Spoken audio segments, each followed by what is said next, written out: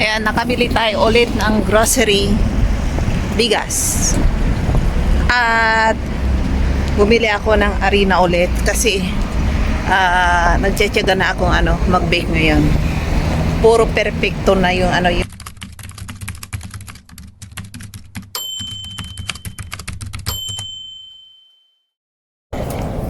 ayan, maganda ang panahon ngayon. Kaya dito tayo sa bago tayo umuwi, maglibot-libot muna tayo sa around shopping mall na to. Magtadtad muna tayo ng bill. Puro bill na lang. Yan. Malapit na naman katapusan. Maraming bill na darating na naman.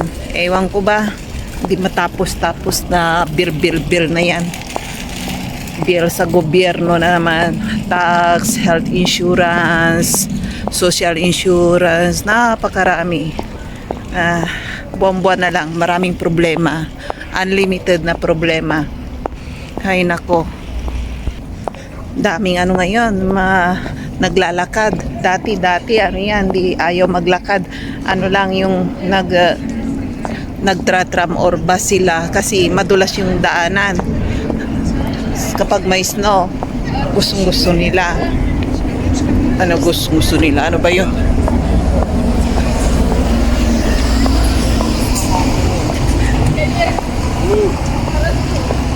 Ayan, daming pumapasok dyan sa food store na yan. Yung Asian store. Ay, nako. Ayan, ipapakita ko sa inyo yung kung ganito ang buhay ko na aming mga foreigner dito. Halos karamihan, hindi lang ako nag-iisa. Marami rin mga asawa ng mga rito, yung mga taga-Czech na Pilipino. Pero malalayo sila, hindi sila rito nakatira. Medyo malayo, mga 2 or 3 hours. Ayan. Saan tayo? Pupwisto. Ayun, dito sa makulimlim, malamig. Doon siya mainit, maligam-gam, pero parang air condition style. Maganda. Ayan. Doon tayo sa kabila, baka may mga murang gulay na supermarket. Doon tayo bibili. May nakahanda na akong bag, malaking bag. Ay, gusto, parang naglalaway ako sa sinampalukang ngayon. Buto-buto ng baboy. Tingin tayo ng buto-buto ng baboy. Baka mura. May murang bilihan ng mga buto-buto dito eh. Halos mga taga-Czech ayaw nilang bilhin kasi sabi nila pagkain ng aso yan. Minsan murang-mura yung buto-buto ng baboy. Lang yung mga 5 kilo yata binibinta lang ng 6 kurun. Parang 10 piso, ganun lang, or 15 piso. Ayaw ipakuha sa akin ng asawa ko. Ano gagawin mo yan? Buto-buto yan. Hindi makain. Sabing ganun. Hindi ko kinuha. Pero napakamura, masarap isigang. Ayan. Sabi niya, pagkain ng aso yan. Sabi niya ganun sa akin. Hindi ko na nakinuha. Kaya kapag bumibili ako ng buto-buto ng baboy dito, para sa akin lang yun. Kasi yung asawa ko, anak ko, ayaw nila. Ay, hindi mo sila mapapakain. Lahat ng karne na may buto ng manok, buto ng baboy, ayaw nilang kainin. Naku, sayang lang. Ay, naku. Ewan ko ba dyan sa mag-amang yan. Naasar ako kapag ganun. Sabi kong ganun. Sa amin to napakasarap, sabi kong ganun eh. Kumisa na inihahanda sa kasalan eh. Doon yun sa inyo, dito hindi, sabi niya ganun. Nakakainis. Ay nako, tara na nga, tingin tayo na yung buto-buto. Ayan, kita niyo yung mga taxi. Ganito ang mga itsura ng mga taxi dito. Iba-iba. May Mercedes, iba-ibang kulay. Ayan o. Dito ulit tayo sa mismong city nila. Ayan. Oo, gusto ko mo po dyan maya.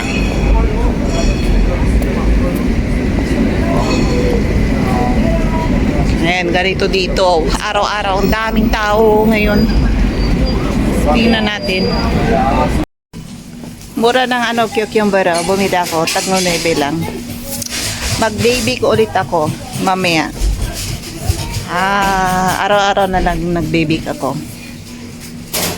Ayan. Per kilo ng saging 39. Ayan, may donut pala rito. Oh. Donut. Mura ng donut 39. Minsan nakabili ako ng donut dito, expired. Dito sa Lidl na to.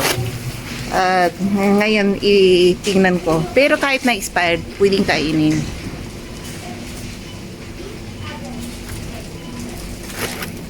Pwera lang yung may mold na, hindi na pwede. Hindi ko mabasa. 325.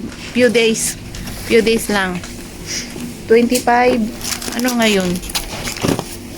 Anong date na ngayon? 3 days more. Ma-expire na. Kaya mamaya mag-baby ko ulit ako ng tinapay.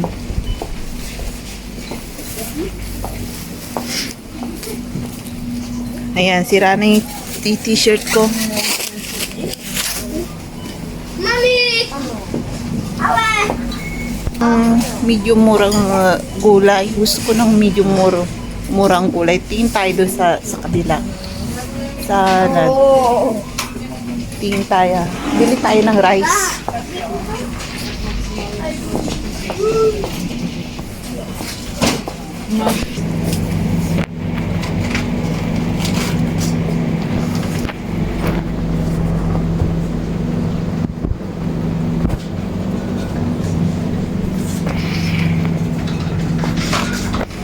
Mura ng manok, per kilo 59.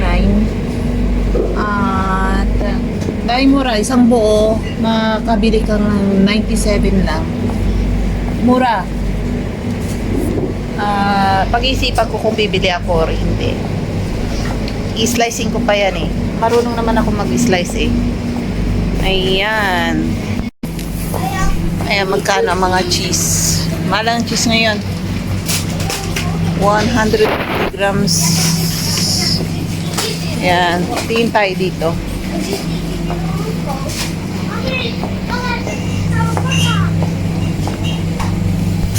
Ayan, nasaan yung barrel ko? Sana ay mura. Doon ako bibili ng bigas sa kabilang shopping mall. Ayan. Ay, mura.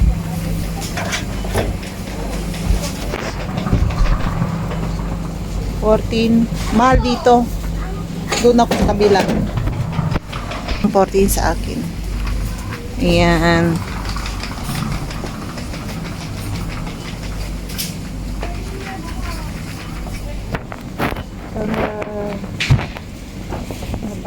Ano bibilhin natin? Bigas.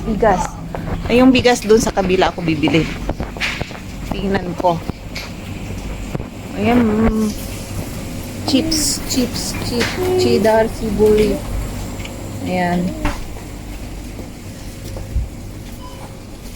Din, tara doon sa kabila.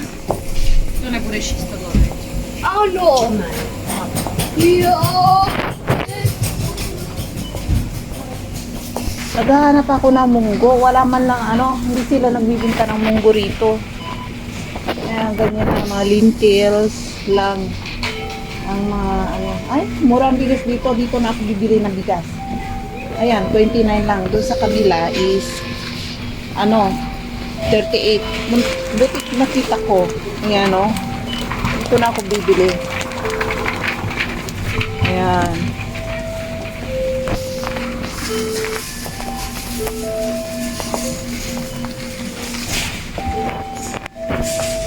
Bili rin ako ng harina, masarap pang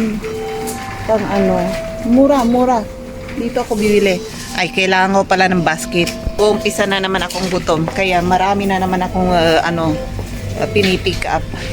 Ganyan ako kapag nagugutom, marami akong pinipick up din. Oh, nagtitrace lang. Alin. Yan. Ayan. Ayan.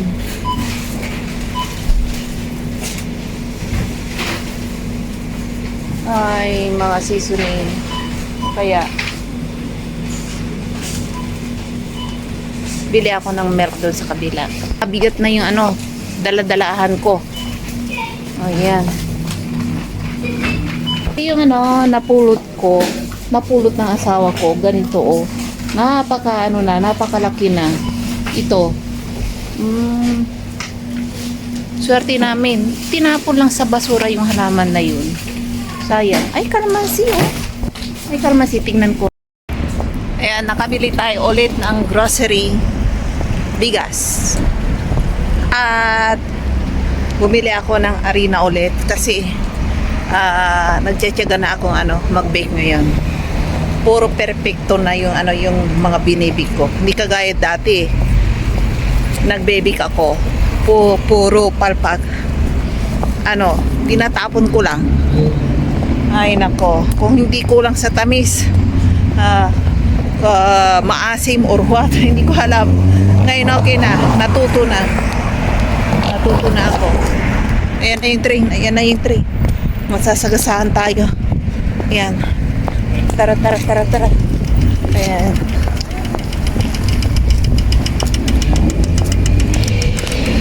Ayan.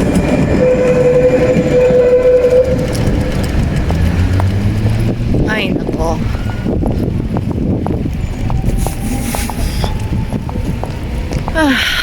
Napaka uwi na tayo. Nagugutom na ako. Kanina pa ako gutom na gutom. Ayan. Di pa ako nanananghalian. Tara. Ayan. Lusot tayo dito. Last race, labasan na ng mga student ngayon. Ayan, yung Kalapate. Masagasaan ka rito. Yan. Tara, uwi na tayo. Naiinig na naman ako sa gutom. At shortcut tayo dito sa mall. Dumaan kasi shortcut dito.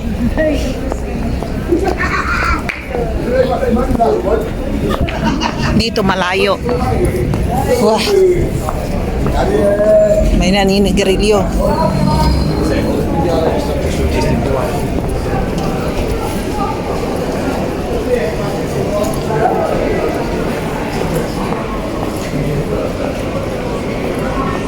Tayo rito, tingin tayo ng mga drinks. Baka may pwede tayong mabiling drinks. Yung biril ko.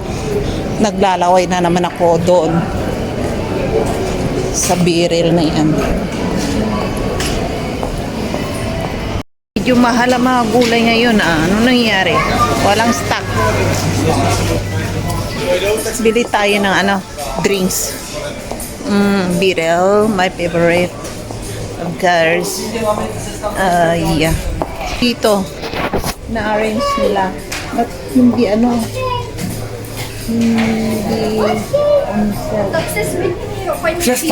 Ayan. Ayan, nagagalit yung tatay kasi yung bata makulit nasa doon sa na-arrange na naman nila yung para hindi maboring yung mga tao. Noon na dito yung bearer, ngayon doon na sa kabila. Para hindi maboring yung mga mata ng mga tao ngayon. Ganon dito, hindi kagaya sa Asia. Kung saan yung stock dati, doon pa rin hanggat 10 years. Dito pa iba-iba ng lugar. Sa lemon. Lemon na lang. Masarap din yung lemon.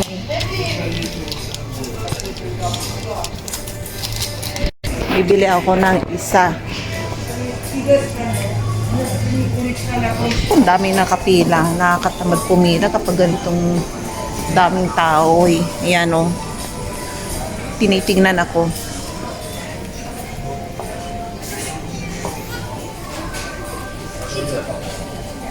Time nagtasaba cake ako. Ang sarap.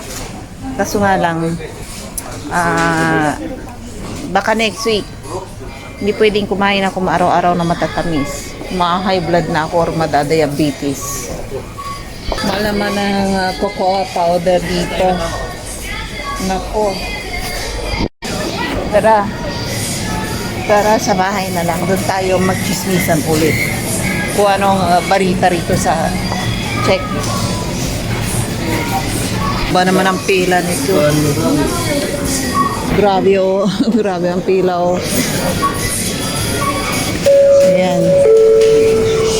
Ay nako, iisa lang bibilin ko. Ang haba ng pila. Doon pa sa likod. Ayan o, napakahaba ng pila. Bili ako ng pool. Hindi yata makapaghintay yung lolang nasa ko eh. Sabi nung iba, grabe ang pila. Grabe ang pila. Sabi nila, naintindihan ko. Ang gaganda ng mga daliging doon sa likod ko. Oh.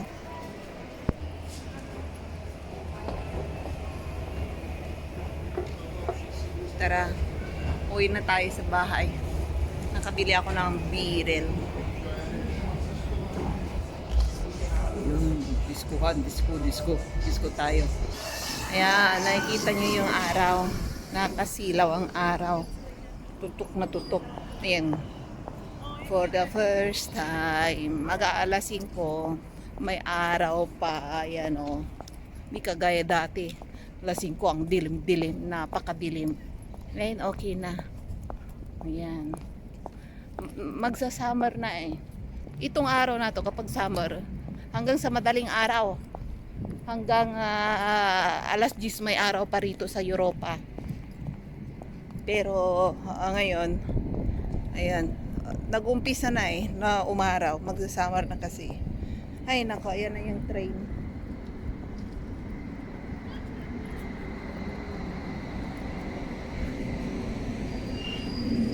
Hindi ko napatay. Kala ko na turn off ko. Hindi pala. Ayan, uwi na tayo. Magchika na lang tayo sa bahay. Let's go!